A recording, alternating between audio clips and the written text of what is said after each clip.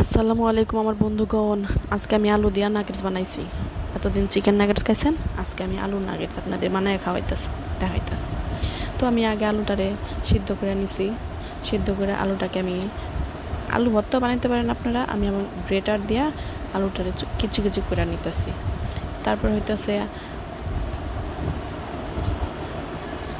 আলুটারে আমি যখন গ্রেট করা শেষ, তারপর আমি ব্রেড ক্রামস বানাইতেছি। ব্রেড ক্রামস বানানোর লেগা আমি রুটির সাইডের যে মোটা অংশটা থাকে সেটার আমি ভেজে তারপরে ব্লেন্ডার করে নিছি।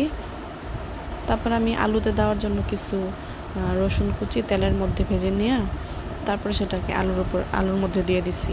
আপনারা চাইলে বাটার দিয়েও দিতে পারেন ভেজে। আমি গোলমরিচ গুঁড়া দিছি, কালো গোলমরিচ গুঁড়া।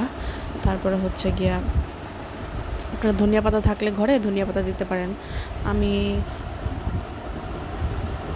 রোস্টের মশলা ছিল সেটা দিছি। তারপরে গিয়া মোজারেলা চিজ ছিল গ্রেট করা, সেটা আমি দিয়ে দিলাম। খেতে অনেক ভালো লাগে। আপনারা চাইলে অন্য চিজও দিতে পারেন। তারপর গিয়ে লবণ দিয়ে আমি মেখে নিলাম কিছুক্ষণ। মেখে নেওয়ার পরে এর মধ্যে আমি ব্রেড ক্রামসগুলি দিয়ে দিব।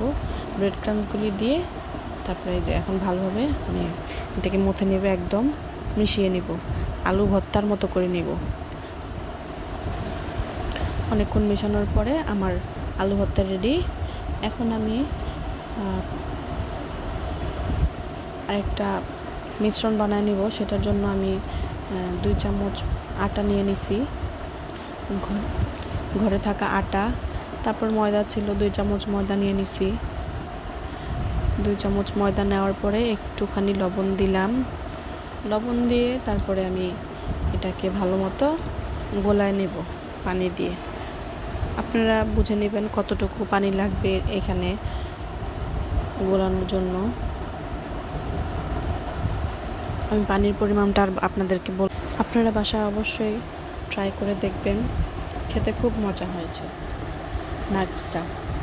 ঘরে থাকা সিম্পল উপকরণ দিয়ে আমি চিকেন নাগেটসটা তৈরি করছি।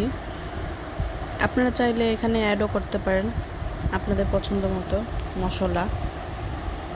এই তো রেডি হয়ে গেছে। আমি বল আকারে নাগেটসগুলিকে বানাইছি, আর কিছুটা বানাইছি আমি স্কোয়ার আকারে। তো আমি আগে বলটাকে ময়দার মিশ্রণে ডুবাই, তারপরে আমি ব্রেড ক্রামসে দিয়ে এটাকে আমি কোট করে নিব। এভাবে আমি প্রত্যেকটা বলকে আমি